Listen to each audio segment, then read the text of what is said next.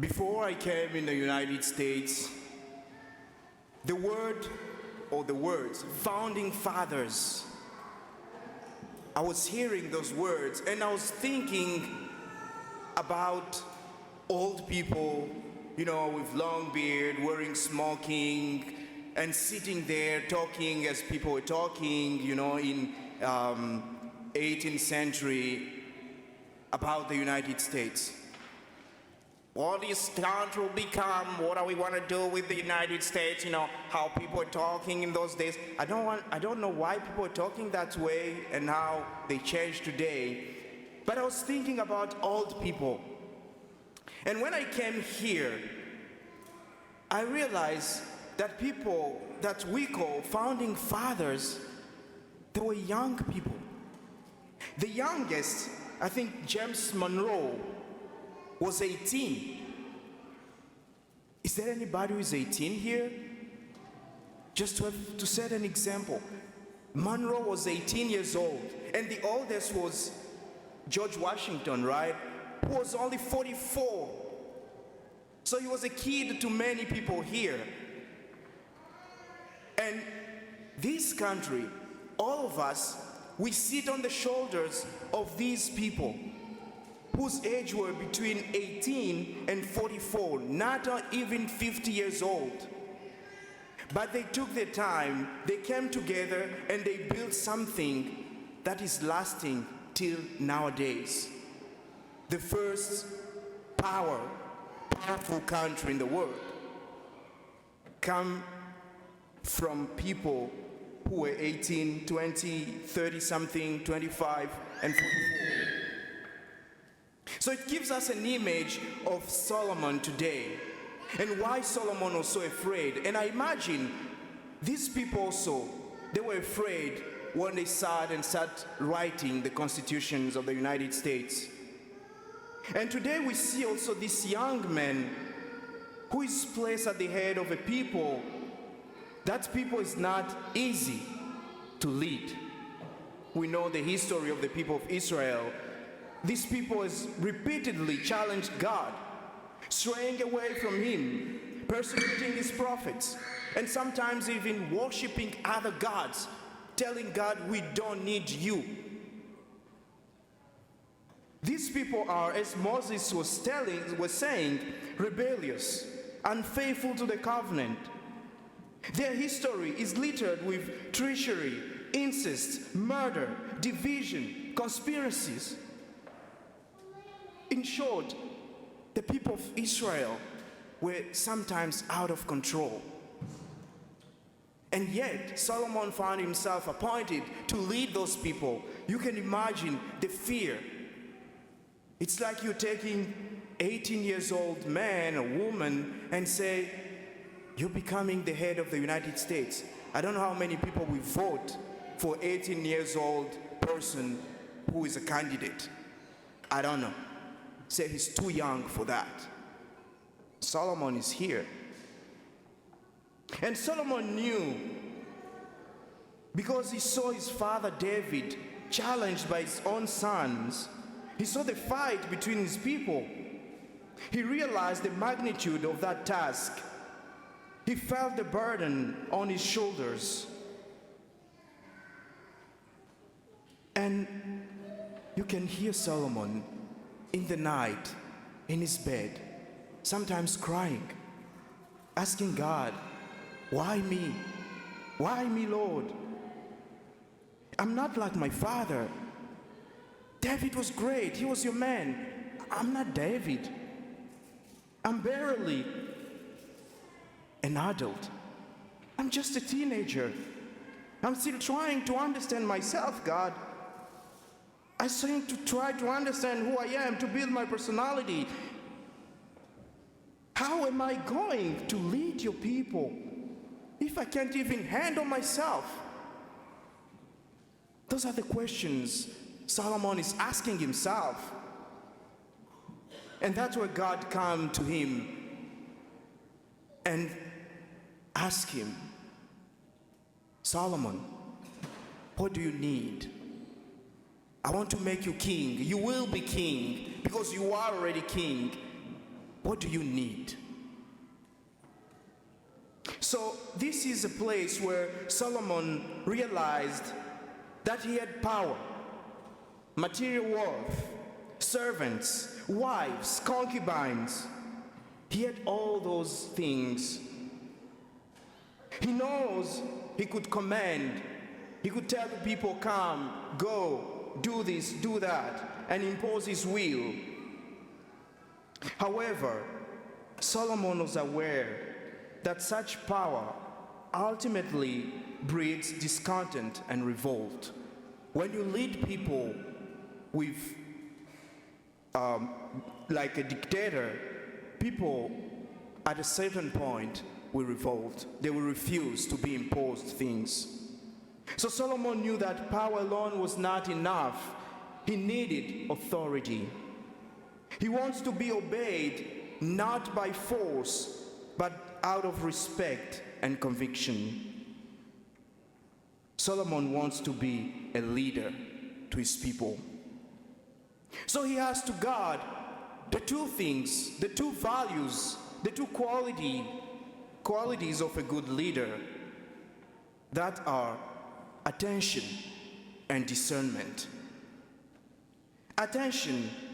We know that a good leader knows how to pay attention. And here, being attentive implies, first of all, the way I welcome others.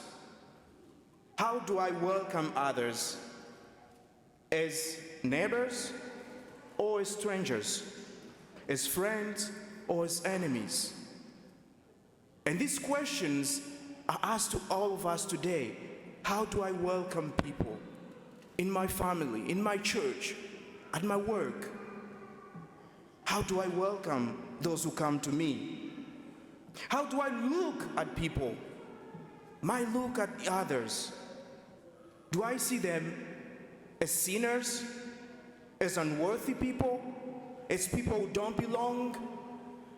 Or I see people as brothers and sisters who are on their journey of faith, their journey of holiness, and who need my support, who need my forgiveness, who need my understanding. And finally, there is my ability to listen. Be attentive is being able to listen. Not to listen with judgment, but to listen with love and patience. How do I listen to others? So, be attentive means to be present in the life of others, because you can only serve if you know people you're serving. And you can only know those people if you're present to those people, if you're attentive to their needs. And today, when we look around, we look our society, we look our communities, we see how people are struggling for attention. People are seeking for attention. And in our families, I think sometimes we see our young people who are giving themselves to social media. Sometimes we don't realize that they are looking for attention. Because sometimes home, nobody's asking you, how are you doing? Nobody's asking you, what do you need? Nobody's looking, oh, you have nice fingers today. What do you put on fingers? How do you call that? That's what I was about to say. Yeah, it's beautiful. So when you don't get all of that attention, you post those pictures on internet, Instagram, TikTok, wherever. And then, you know, you have likes, you have loves, you have comments, you have people who are following you. And you're happy. You feel like, oh, here people are attentive to me. But that attention is virtual. It's fake.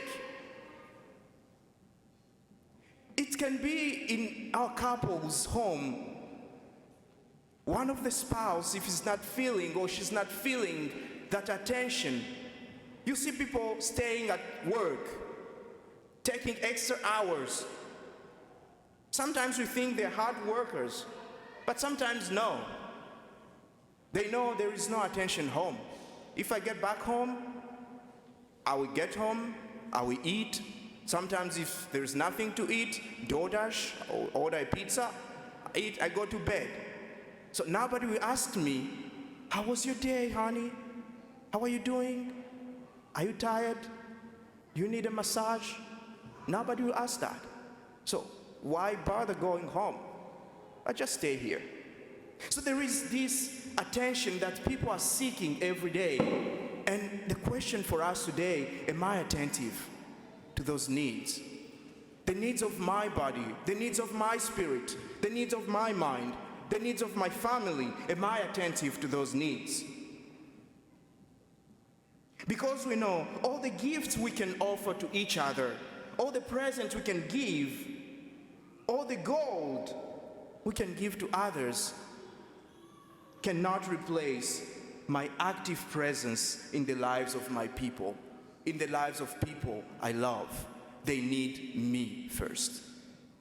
And then those gifts will come later. And that's why I think Solomon asked God for this quality first, to be present and to be a present for his people. And this is what God is calling us to ask today. God, give me the grace to be present and to be a present to my people. Discernment is indispensable not only for authorities, but also for all of us to live in the society. We need to discern. And discernment means to reflect and to pray in order to be able to choose between what is good and what is better, between what is better and what is best. We don't discern to choose between good and bad. That's conversion. Discernment is between good and better, better and best. And here, I don't know if you watch movies. I'm a big fan, and fiction movies. So I know some people are not in there, but I watched the Avengers. Does that ring a bell? No? Yes? Okay. Yeah, we are a family. We explain to each other later what is Avengers. And so this is a movie of heroes who were supposed to save New York. New York was attacked by people coming from some other planets, and they put this team together to save New York. And they were looking among them who was the great leader. And there was a man called Steve Rogers, aka Captain America, as we've heard about Captain America. And there was another one, Tony Stark, aka Iron Man. So they were arguing on who is the best for leadership. And Captain America says this to Iron Man: "You're not a man capable of self-sacrifice. You can't lay on wire while others are crawling over you." And Tony Stark had this simple reply: "No, I'd rather cut the wire. I'm not laying on the wire, I cut it. So I can pass and others can pass, and those who come later can pass too." I didn't pay attention to this answer, but this shows what is discernment. What is better is to lay there. You can give passage to others. But what is better is to cut it, so you also can pass. And those who come later can also find a way.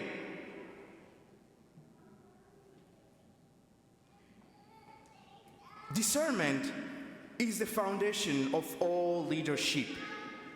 It is this foundation that the Lord invites us to ask for today. Sometimes our failures, our deceptions, are not because we lack intelligence, not because we're not smart or we lack means, but it's because sometimes we are poor in discernment. We confuse good, better, and best. The Word of God today is that treasure that can help us to be people who are attentive to others and people of good discernment. But between you and me, Catholics, the question is, are we familiar with the Word of God? How often do we read our Bibles? How often do we open the scriptures and read, if it's not at the church or at a meeting, by ourselves? Another treasure that God is giving us today is prayer. Prayer can help us, because in prayer, the Lord comes to enlighten us, to enlighten our intelligence, so that we can discern what is best.